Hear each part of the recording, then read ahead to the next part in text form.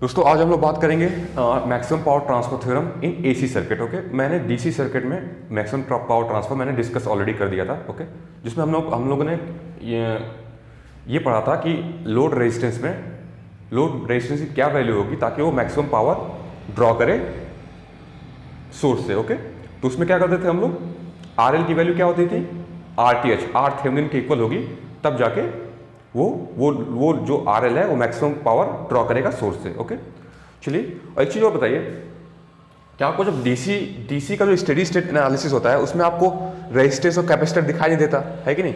जब आप transient analysis करते हैं तभी आपको इंडक्टर और कैपेसिटर दिखाई देते हैं, है कि नहीं? लेकिन जब स्टेडी स्टेट रीच करता है इंडक्टर क्या हो जाता है, ओपन सर्किट हो जाता है कि नहीं? और सॉरी, कैपेसिटर जो है ओपन सर्किट हो जाता है और इंडक्टर जो है शॉर्ट सर्किट हो जाता है कि नहीं? तो इसलिए ये कैपेसिटर क्या हो जाएगा, ओपन सर्किट हो जाता है स्टेडी स्टेट एनालिसिस में, और इंडक्टर जो है शॉर्ट सर्किट हो जाता है, ठीक ना? तो ये पूरा हट जाएगा। तो इसलिए आपको डीसी सर्किट में आपको इंडक्टर और कैपेसिटर नहीं दिखाई देंगे जब आप स्टेडी स्टेट एनालिसिस कर रहे होंगे। ओके, लेकिन जब आप एसी में जाते हैं, एसी एनालिसिस में, तो उस समय आपको इंडक्टर भी प्रेजेंट होता है और कैपेसिटर भी प्रेजेंट होता है कि नहीं? तो उस समय आपको यहाँ पे तो सिर्फ आप आर लिख रहे हैं, प्योरली रेजिस्टिव इंपेडेंस होता है। लेकिन जब एसी में आप जाएंगे तो वहां जेड लिखते हैं, ओके है कि नहीं? जहां पे R plus J X type के प्लस माइनस इस टाइप के आपको इंपेडेंस दिखाई देंगे। क्यों? क्योंकि एसी सर्किट में इंडक्टर और कैपेसिटर भी प्रेजेंट होते हैं। ठीक, तो आज हम लोग एसी सर्किट में मैक्सिमम पावर ट्रांसफर थ्योरम पढ़ेंगे। चलिए,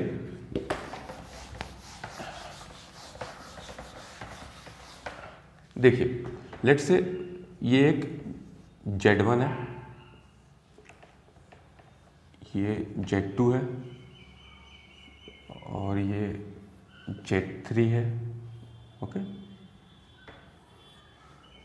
ये AC सोर्स है। ओके, VS, लेट्स से इसको नाम VS दे देते हैं, और एक यहाँ पे ZL है। ओके, तो मैक्सिमम पावर ट्रांसफर थ्योरम फिर से वही चीज है, वही क्वेश्चन अराइज होता है कि ZL की वैल्यू क्या होगी ताकि ये ZL जो है मैक्सिमम पावर सोर्स से ड्रॉ करे। ठीक, ये Z1 किस टाइप के होंगे, Z1 इस टाइप का होगा, R1 प्लस माइनस जे X1 है कि नहीं? Z2 किस टाइप का होगा, R2 प्लस जे X2 इस टाइप के होंगे, है कि नहीं? ZL किस टाइप का होगा, RL प्लस जे प्लस माइनस जे XL इस टाइप का होगा। ठीक, तो इसमें भी सेम चीज करते हैं। इसमें क्या करेंगे, सेम प्रोसीजर अपनाते हैं। ZL की वैल्यू सबसे पहले क्या करते हैं, हम ZTH निकालते हैं। वहां हम क्या निकालते थे, RTH निकालते थे, यहां पे हम ZTH निकालेंगे। ओके, सबसे पहले। ठीक, तो हम इसको क्या कर देते, ओपन कर देंगे। ओके, वोल्टेज सोर्स को हम क्या करेंगे, शॉर्ट सर्किट कर देंगे, और करंट सोर्स होगा तो उसको ओपन सर्किट कर देंगे। ठीक, तो हम यहां से क्या निकाल लेंगे, यहां से ZTH निकालेंगे। सबसे पहला स्टेप होता है ZTH। लेकिन अब आंसर हमें क्या करना है वो डिपेंड करेगा क्वेश्चन में पूछा क्या है, क्योंकि ZL किस टाइप का हो सकता है। ZL आपका हो सकता है प्योरली रेजिस्टिव हो सकता है कि नहीं? ऐसा भी हो सकता है ZL आपका इस टाइप का भी हो सकता है, RL प्लस JXL, मतलब उसमें प्लस माइनस JXL, मतलब उसमें रेजिस्टिव पार्ट भी हो और इमेजिनरी पार्ट भी हो, है कि नहीं? ZL इस टाइप का भी हो सकता है, या प्योरली रेजिस्टिव हो सकता है, या ZL इस टाइप का भी हो सकता है। देखिए, या ऐसा भी हो सकता है प्लस माइनस JXL इस टाइप का भी हो सकता है। मतलब आपको RL की वैल्यू नहीं पता है आपको, लेकिन वो जो है XL की वैल्यू ऑलरेडी आपको क्वेश्चन में गिवन है, तो उस समय आंसर क्या होगा ZL का। ठीक, तो ये डिपेंड करता है, आंसर डिपेंड, लेकिन सबसे पहला स्टेप आपका क्या होगा, ZTH आपको निकालना पड़ेगा। ठीक, अब आंसर करना क्या है ये डिपेंड करेगा कि ZL की वैल्यू किस टाइप की है, प्योरली रेजिस्टिव टाइप की है कि plus resistive plus imaginary type की है, या आपको सिर्फ मतलब इमेजिनरी की वैल्यू दी हुई है और RL की वैल्यू नहीं दी हुई है। ओके, आपको सिर्फ RL की वैल्यू निकालनी है। तो इन तीनों केस में, अलग अलग केस में आंसर बदल जाएगा आपका, लेकिन पहला स्टेप क्या होगा, ZTH आपको निकालना ही पड़ेगा। ठीक, तो आंसर क्या करना है आपको एक एग्जाम्पल से मैं बताता हूं, इससे आपको क्लियर हो जाएगा। ओके, चलिए देखिए, न्यूमेरिकल है यहाँ पे। ओके, ये numerical maximum power transfer theorem पे बेस्ड है इन एसी सर्किट। ठीक, क्वेश्चन यही है कि find the value of ZL load impedance की वैल्यू बताइए ताकि ये सोर्स से जो है मैक्सिमम पावर ड्रॉ करे। ओके, यहाँ पे सोर्स एक दिया हुआ है 110 वोल्ट का एसी सोर्स है ये। ओके, एंगल जो है 0 है, यहाँ 90 वोल्ट है, एंगल 0 है, और इम्पीडेंस जो है 6 + 8J है, और यहाँ पे भी इम्पीडेंस जो है 6 + 8J है। ओके, दोनों सेम इम्पीडेंस है।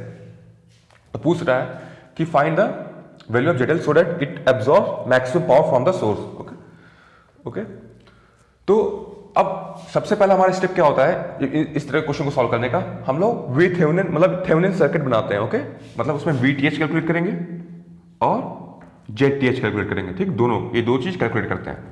फिर हमें आंसर क्या करना है ZL, मतलब हमें आंसर क्या बताना है ZL का, वो डिपेंड करेगा कि इस पर क्या कोई कंडीशन तो नहीं रखी गई है। तो उसके 3 केस बनते हैं। ओके, 3 केस बनेंगे ZL पे, अगर कोई without condition, with condition, with condition. Okay, अलग अलग केस बनते हैं। तो इसको हम सबसे पहले हम पहला स्टेप कंप्लीट करते हैं, थेवेनिन सर्किट निकालते हैं। इसके बाद किस तरह के क्वेश्चन पूछे जाते हैं और आंसर कैसे करते हैं ये हम केस वाइज डिस्कस करेंगे। ओके, तो चलिए यहां से थेवेनिन इक्विवेलेंट सर्किट बनाते हैं। तो VTH सबसे पहले कैलकुलेट करते हैं VTH। ओके, VTH करने के लिए क्या करते हैं हम, लेट से यहां पे हमें निकालना है तो इसको टर्मिनल A और B दे देते हैं। ओके,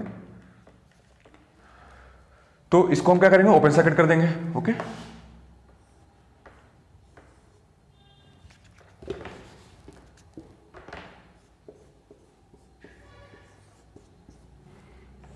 ठीक, इसको ओपन कर दिया हमने।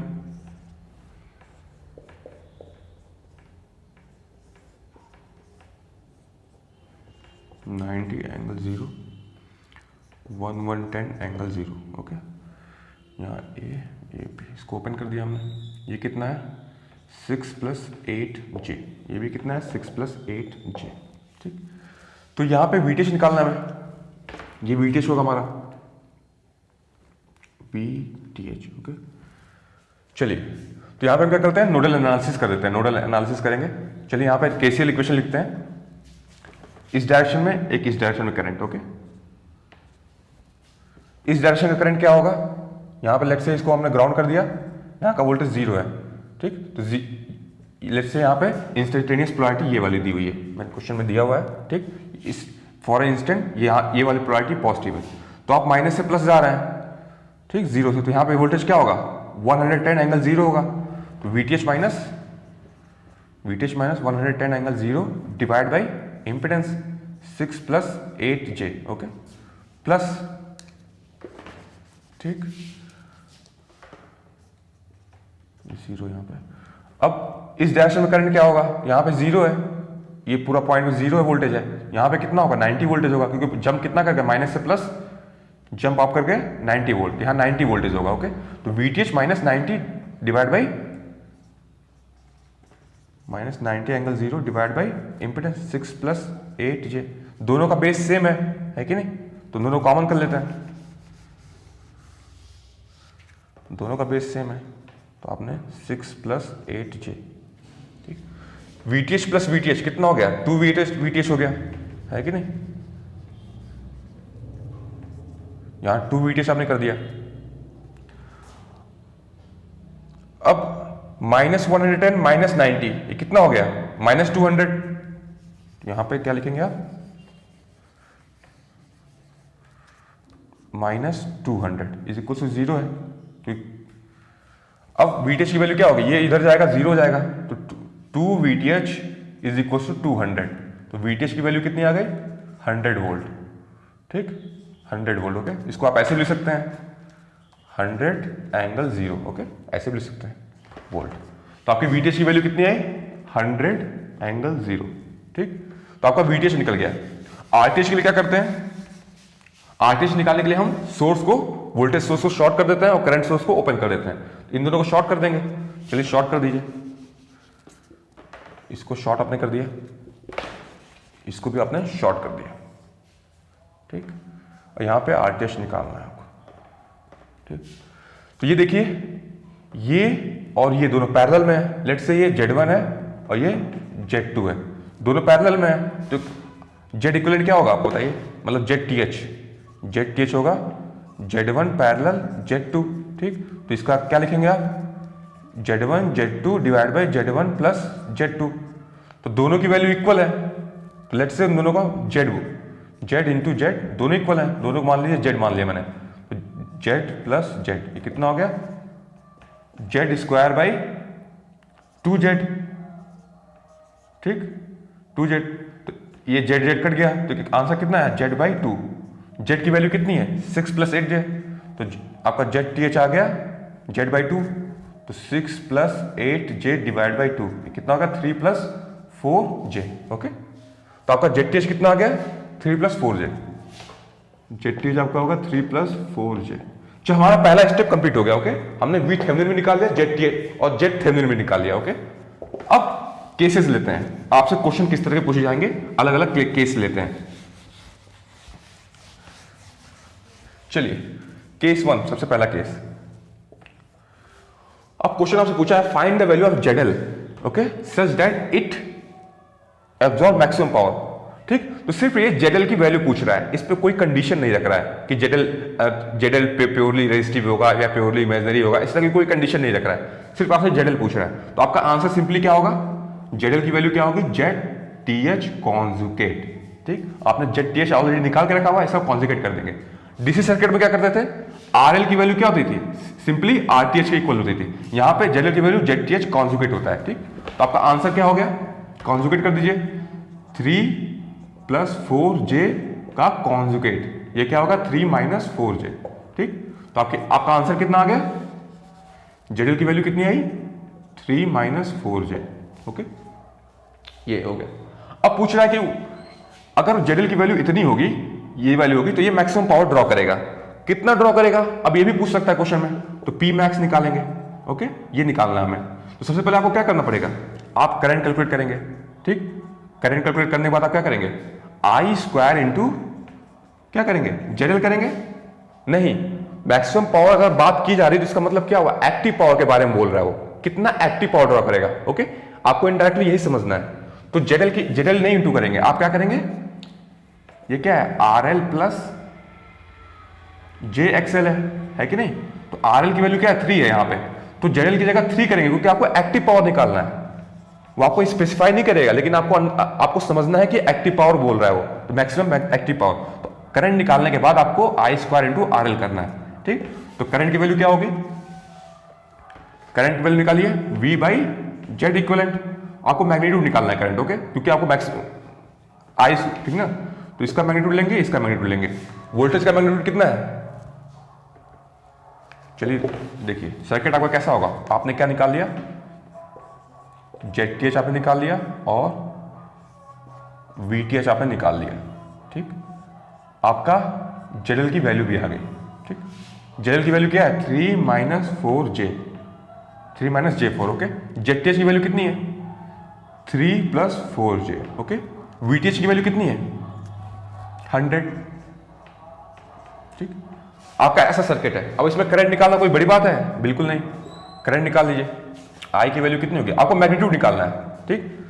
तो आप वीटीएच का magnitude divide by Z equivalent magnitude, Z equivalent कितना है, इसको ऐड करिए 3 plus 3 6, 4j minus 4j plus 0j, ठीक। तो आपका आंसर कितना है j 6 आ गया, ठीक, ठीक ना। तो इसका मैग्नीट्यूड कितना होगा, वो भी 6 ही होगा। वीटीएच की वैल्यू कितनी होगी, वीटीएच मैग्नीट्यूड की, अगर इसका मैग्नीट्यूड निकालें तो इसका मैग्नीट्यूड कितना होगा 100 होगा, है कि नहीं, 100 मैग्नीट्यूड होगा। तो आंसर आपका करंट कितना आ गया 100 डिवाइड बाई 6, ओके, ये आपका करंट आ गया। चलिए अब आपको मैक्सिमम पावर निकालना है, पी मैक्स निकालना है, तो आई क्या होगा आई स्क्वायर इंटू आर एल, ठीक।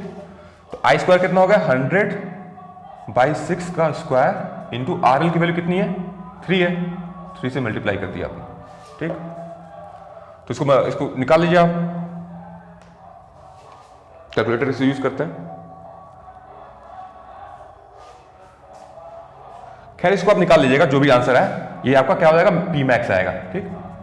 कैलकुलेटर पता नहीं मैंने कहां रख दिया अभी, ठीक। इसको मल्टीप्लाई कर दीजिएगा, आ जाएगा। अब नेक्स्ट केस क्या होगा, देखिए नेक्स्ट केस आपसे क्वेश्चन ऐसे पूछ सकता है, अब आपसे बोल दिया कि जेडल जो है रेसिस्टिव है, ओके, प्योरली रेसिस्टिव है जेडल, तब जेडल की वैल्यू क्या होगी, ठीक, जेडएल में कंडीशन नहीं दिया, प्योरली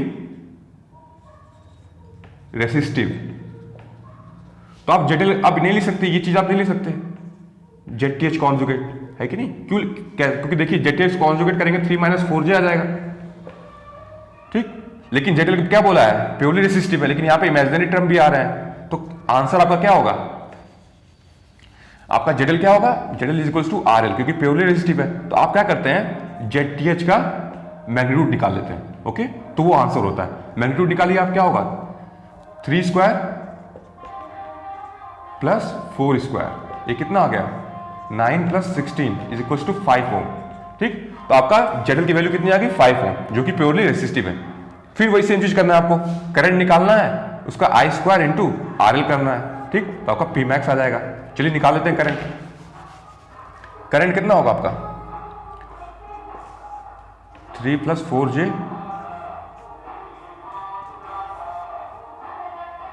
ये हुआ 5 ओम, ठीक।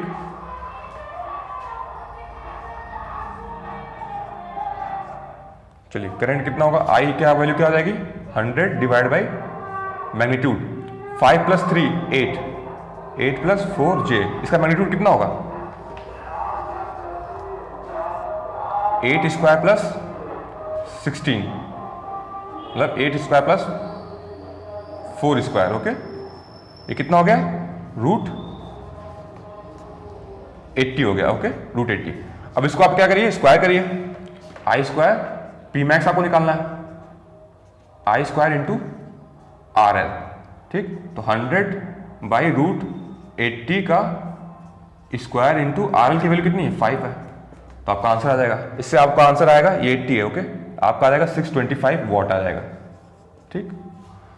तो आपने आंसर भी निकाल लिया, मतलब RL की जेडएल की वैल्यू भी निकाल ली और मैक्सिमम पावर भी निकाल लिया, ठीक। अब आपसे एक और क्वेश्चन पूछ सकता है इस तरह से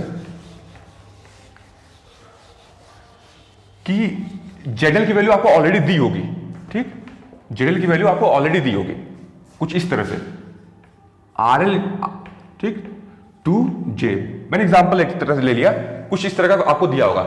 इसका मतलब क्या है कि आपको इमेजिनरी पार्ट जेडएल का ऑलरेडी दिया हुआ है, लेकिन RL आपको नहीं दिया हुआ है, ठीक। फिर पूछ रहा है कि RL की वैल्यू क्या होगी कि वो लोड जो है मैक्सिमम पावर ड्रॉ करे, ठीक।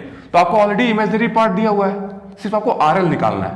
तो RL की वैल्यू क्या होगी, RL की वैल्यू हो जाएगी ZTH प्लस ये, इसको क्या बोलेंगे आप, एक्सएल बोलेंगे, जेड एक्सएल, ठीक।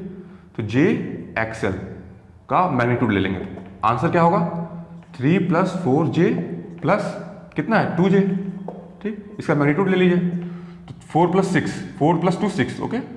तो ये कितना हो जाएगा, 3 + 6j, ओके। तो इसका मैग्नीट्यूड लेके क्या होगा, √9 + 36, ये आपका होगा √45 ओम, ठीक। ये आपका RL की वैल्यू आ गई, ठीक। फिर से आपको क्या करना है, 3 + 4j ये है, ओके, ZTH आपका ये कितना है, आपका कितना दिया हुआ है, √45 2 है प्लस 2j, ठीक। आपका ऐसा सर्किट आएगा, 100 0। करंट आप निकाल सकते हैं ऑलरेडी, है कि नहीं, ये V बाई इसको प्लस इसको ऐड कर देंगे, लेकिन फिर करंट निकालने के बाद क्या करेंगे, I² इंटू √45 करेंगे, ठीक। ये आपका P मैक्स आएगा, ठीक, I² इंटू √45, ठीक। आपको समझ में आ गया होगा। ये 3 केसेस होते हैं इस तरह से। अगर आपसे देखिए, अगर आपसे मैक्सिमम पावर नहीं पूछा है तो आपको VTH निकालने की जरूरत नहीं है, आपका एक स्टेप कम हो जाता है। सिर्फ अगर आपसे पूछा है लोड की वैल्यू क्या होगी, तो उस समय आपको सिर्फ और सिर्फ RTH निकालना पड़ेगा, मतलब ZTH आपको सिर्फ निकालना पड़ेगा, तो आपको ज्यादा हार्डशिप नहीं करनी पड़ेगी। अगर आपसे पावर मैक्सिमम पावर भी पूछा है, कितना होगा मैक्सिमम पावर, प्लस जेडएल की वैल्यू भी पूछी हुई है लोड इंपेडेंस की, तब आपको VTH और ZTH दोनों निकालने पड़ेंगे। चलिए, थैंक यू।